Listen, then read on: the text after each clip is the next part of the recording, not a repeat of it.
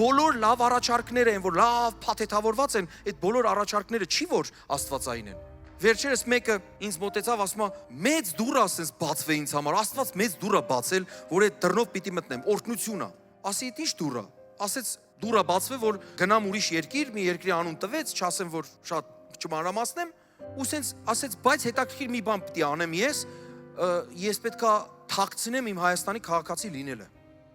Ես պիտի ուրիշ բարերով ասած, ինքը չասեց էդի, ասեց, ես պիտի խափեմ, ասեմ, որ Հայաստանի քաղաքացիություն չունեմ։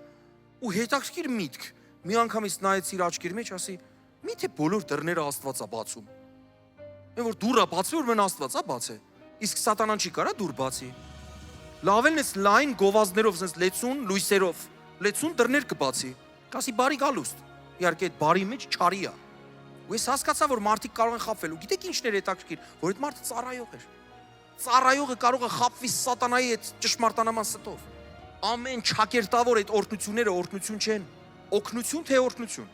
Դուք ուզում եք օգնված լինեք թե օրհնված։ Իսկ դա ընդհանրապես օգնություն էր, սուտ օգնություն, որի հետևում չգիտեմ ինչ ասես կարող լիներ։ Դրա համար մենք պետք է քննենք։